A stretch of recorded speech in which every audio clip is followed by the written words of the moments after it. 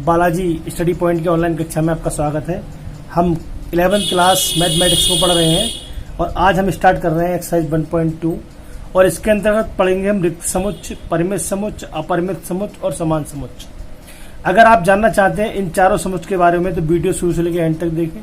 आपको ये चारों समुच्चय बहुत जल्दी ही 5 या 10 मिनट में ही समझ में आ जाएंगे और बोर्ड एग्जाम में आपके लिए जो मार्क्स मिलने हैं इस चैप्टर से वो 100% मिलेंगे।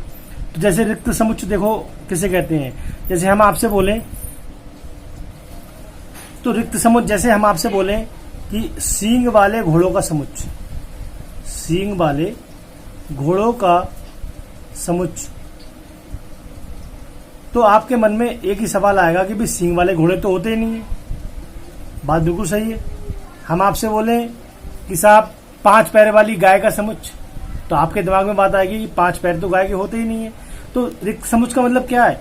जिसमें कोई अवयव ना हो, सींग वाले घोड़े होते ही नहीं है, तो इसका मतलब ये खाली है। तो ऐसा समुच्चय जिसमें कोई अवयव नहीं होता है वो हमारा कहलाता है रिक्त समुच्चय। तो सींग वाले घोड़ों का समुच्चय जो है इसका एक उदाहरण है, जिसके माध्यम से आप समझ गए होंगे कि रिक्त समुच्चय किसे कहते हैं। अब परिमित समुच्चय, परिमित समुच्चय में क्या होता है कि जो अवयव होंगे वो सीमित मात्रा में होंगे, आप उन्हें गिन पाएंगे, आप उन्हें गिन पाएंगे। वो अवयव जो है वो सीमित मात्रा में होंगे। जैसे आपसे कहा जाए कि आपकी कक्षा 11 के मैथमेटिक्स पढ़ने वाले बच्चों का समुच्चय, तो आप तुरंत समझ जाएंगे कि कक्षा 11 में गणित पढ़ने वाले कितने छात्र हैं। वो हमारी संख्या सीमित होगी, हम उन्हें गिन सकते हैं, वो हमारा कहलाएगा सीमित समुच्चय। अब आता है हमारा अपरिमित समुच्चय। तो ऐसा समुच्चय जिसके अवयव हम गिन ना पाए। जैसे हम बोले कि आसमान में उपस्थित तारों का समुच्चय, तो तारे तो हम गिन नहीं सकते। तो जिन संख्याओं को हम गिन नहीं सकते हैं वो हमारा कहलाता है अपरिमित समुच्चय। अब समान समुच्चय, मान लीजिए ए कोई समुच्चय है और उसके अंदर 1, 2 और 3 अवयव हैं, और एक समुच्चय बी है और इसके अंदर भी 2, 3 और 1 अवयव हैं। तो आप देख रहे हैं कि 1 इसमें भी, 1 इसमें भी, 2 इसमें भी, 2 इसमें भी, 3 इसमें भी, 3 इसमें भी है। तो ये हमारे क्या हो गए? समान समुच्चय हो गए। तो आप समझ गए होंगे रिक्त समुच्चय किसे कहते हैं, परिमित समुच्चय किसे कहते हैं, अपरिमित किसे कहते हैं और समान समुच्चय किसे कहते हैं। अब चलते हैं क्वेश्चन नंबर 1 की ओर। स्क्रीन पर आपको क्वेश्चन नंबर 1 दिखाई दे रहा होगा, जिसमें लिखा है कि निम्नलिखित में कौन से रिक्त समुच्चय के उदाहरण हैं। तो अभी हमने आपको रिक्त समुच्चय के बारे में बताया। अब उसके लिए हम इसी के माध्यम से हम क्वेश्चन नंबर 1 सॉल्व करेंगे। तो इसका पहला पार्ट है 2 से भाज्य विषम प्राकृतिक संख्याओं का समुच्चय।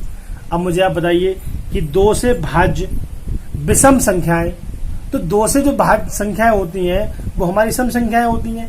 सम संख्याएं जैसे 2 है, 4 है, 6 है, 8 है, 10 है, ये सब संख्याएं 2 से विभाजित होती हैं। और जो विषम होती है 3, 5, 7, 9, ये 2 से विभाजित होती नहीं है। तो जो हमारा पहला है वो क्या है? रिक्त समुच्चय है, क्योंकि ऐसी कोई भी विषम संख्या नहीं है जो 2 से विभाजित होती हो। बात समझ में आ गई होगी। विषम संख्या 2 से विभाजित नहीं होती है, इसलिए समुच्चय में कोई अवयव नहीं होगा। तो ये हमारा रिक्त समुच्चय है। दूसरा है सम अभाज्य संख्याओं का समुच्चय। तो देखो ऐसी एक ही संख्या केवल बनी है 2, जो सम भी है और अभाज्य भी है। तो इसमें तो 2 आता है, मतलब एक अवयव आ रहा है, तो ये हमारा रिक्त समुच्चय नहीं है।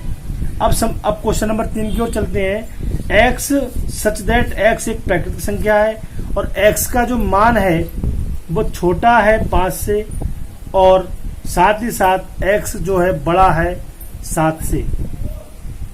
तो x का मान 5 से छोटा और 7 से बड़ा, क्या ये कोई संख्या संभव है कि x 5 से छोटा भी हो, मतलब 1, 2, 3, 4 भी हो और 7 से बड़ा भी हो? तो एक ही संख्या ना तो 5 से छोटी हो सकती है और ना 7 से बड़ी हो सकती है।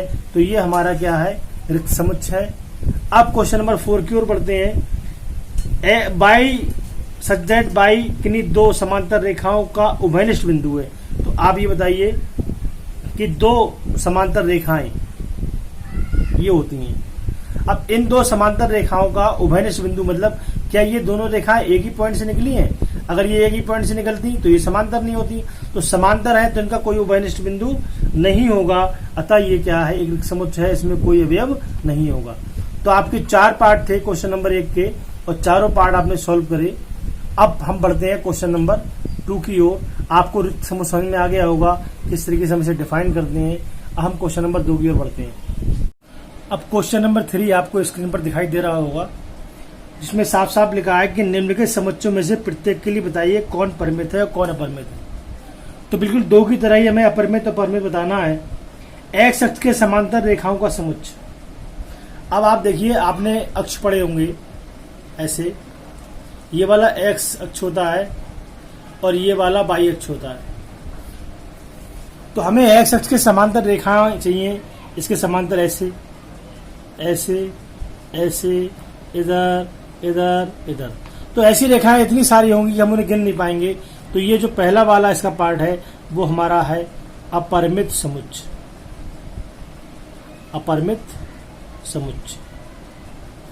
दूसरा पार्ट इसका है अंग्रेजी वर्णमाला के अक्षरों का समुच्चय। तो आप जानते हैं कि अंग्रेजी वर्णमाला में कितने अक्षर होते हैं? 26। हम उन्हें गिन सकते हैं। तो ये हमारा परिमित समुच्चय। अब इसका थर्ड पार्ट है। थर्ड पार्ट में दे रखा है उन संख्याओं का समुच्चय जो 5 के गुणज हैं। तो 5 के गुणज तो बहुत सारे होंगे, 5, 10, 15, 20, ऐसे 25, 30, 35, 40, 45, 50, 55, बहुत सारे होंगे, अनंत तक होंगे। तो हम इन्हें नहीं गिन सकते। तो ये हमारा है अपरिमित समुच्चय। 4 है मूल बिंदु ओ से होकर जाने वाले वृत्तों का समुच्चय। अब देखिए आप, अक्ष ये हमारा एक्स अक्ष होता है और ये हमारा वाई अक्ष होता है, और ये जो होता है हमारा मूल बिंदु होता है। तो यहां से जो होकर, मूल बिंदु से होकर जाने वाले वृत्तों का समुच्चय, मतलब यहां से होकर, यहां से होकर बहुत सारे वृत्त जाएंगे, ऐसे करके ऐसे करके ऐसे करके। फिर दोबारा समझ लीजिए कि ये हमारा एक्स अक्ष है और ये हमारा वाई अक्ष है, ये मूल बिंदु है। तो मूल बिंदु से होकर जाने वाले वृत्तों का समुच्चय। तो ऐसे इतने वृत्त होंगे कि हमें उन्हें गिनना ही मुश्किल हो जाएगा। ऐसे बहुत सारे वृत्त होंगे, इसलिए ये हमारा जो है वो क्या है? अपरिमित समुच्चय। 5वां इसका है, 5वां हो गया, ये 5वां था पार्ट इसका। और 4th पार्ट है इसका पृथ्वी पर रहने वाले जानवरों का समुच्चय। तो आप ये जानते हैं कि पृथ्वी पर रहने वाले जानवर भी क्या है? अपरिमित मात्रा में है। तो ये भी हमारा चौथा वाला जो है वो अपरिमित समुच्चय होगा। समझ गए होंगे आप 1, 2, 3, 4, 5 चारों क्वेश्चन परिमित और अपरिमित समुच्चय कौन से हैं। आइए चलते हैं क्वेश्चन नंबर 4 की ओर। तो क्वेश्चन नंबर 4 आपको स्क्रीन पर दिखाई दे रहा होगा। देखिए, इसमें निकालना है हमें a बराबर b। मतलब क्या a b के बराबर है? यदि a b के बराबर है तो जो a के अवयव हैं और b के अवयव हैं वो दोनों कैसे आना चाहिए? बराबर आना चाहिए। आइए पहले पार्ट में देखते हैं। a में दे रखा है a b c d और b में आपको दे रखा है d c v a। तो आप देखिए, a में a भी है, इधर भी a है, इधर b है, इधर भी b है, इधर c है, इधर भी c है, इधर d है, इधर भी d है, बिल्कुल समान है। तो a जो है वो b के बराबर है। दूसरा पार्ट है, a में दे रखा है आपका 4, 8, 12 और 16 और b में दे रखा है आपका 8, 4, 16 और 8। तो आप ये देखिए, a में और b में 4 है, 4 इसमें भी है, इसमें 8 है, इसमें भी है, लेकिन इसमें 12 है, इसमें 12 नहीं है। तो a जो है वो b के बराबर नहीं है। तीसरा पार्ट आप इसका देखिए, a जो है उसमें जो संख्या दे रखी है वो दे रखी है 2, 4, 6, 8 और 10 और b में दे रखा है x सच दैट x सम धन पूर्णांक है और x का जो मान है 10 के बराबर भी है और 10 से छोटा भी है। मतलब कहने का ये सम है तो 2 होगा, 4 होगा, 6 होगा, 8 होगा और 10 होगा, क्योंकि 10 के बराबर भी लेना है। तो आप देख रहे हैं ये और ये अभी अब 1 से है, तो a जो है वो b के बराबर होगा। अब इसके 4th पार्ट की ओर हम चलते हैं। इसका 4th पार्ट कह रहा है कि a जो है वो x सच दैट x सम धन पूर्णांक है। धन पूर्णांक है और x की वैल्यू जो है वो 10 से छोटी है। तो इसका मतलब ये हो गया कि a में जो संख्याएं हैं वो कौन कौन सी होंगी, वो होंगी हमारे पास, सॉरी यहां पर x सच दैट x संख्या 10 का एक गुणज है, संख्या 10 का एक गुणज है, गलत पढ़ लिया हमने। तो 10 का गुणज का मतलब है कि 10 के गुणज जितने भी होते हैं वो सब a में है, 10 है, 20 है, 30 है, 40 है, ऐसे आप गिनते चले जाइए अनंत तक। अब बी पार्ट जो है, बी पार्ट में बोल रहा है कि 10, 15, 20, 25, 30, मतलब 10 है, 15 है, 20 है, 25 है, 30 है, ऐसे आगे भी बहुत सारे नंबर हैं। अब आप देख रहे हैं कि ये सब सेम नंबर है, नहीं है, ए जो है वो बी के बराबर नहीं है। तो क्वेश्चन नंबर आपका 4 सॉल्व हो चुका है। अब आइए चलते हैं क्वेश्चन नंबर 5 की ओर। क्वेश्चन नंबर 5 बिल्कुल 4 की तरह करना है। ए में दे रखा है 2,3 और बी में दे रखा है x सच दैट x समीकरण x स्क्वायर 5x प्लस 6 बराबर 0 का एक हल है। तो यहाँ पर जो ये समीकरण है हम इसको सॉल्व करेंगे। x स्क्वायर 5x प्लस 6 बराबर 0, इसके गुणनखंड करेंगे, x स्क्वायर गुणा 6 आना चाहिए, जोड़ के 5 आना चाहिए, 3 दूनी 6x और ये 6 हो गया, x स्क्वायर 3 की x में गुणा 3x, 2 में गुणा 2x प्लस 6 बराबर 0। यहाँ से x हम कॉमन ले लेंगे इन दोनों में से, x बचेगा प्लस के 3 बचेंगे, यहाँ से 2 कॉमन आ रहा है, 2 कॉमन ले लेंगे, x और 2 दिया 6 बराबर 0, x प्लस 3 और x प्लस 2 बराबर 0। तो x प्लस 3 बराबर 0, तो x बराबर कितना आ गया माइनस का 3, और x प्लस 2 बराबर 0, तो x बराबर आ गया माइनस का 2।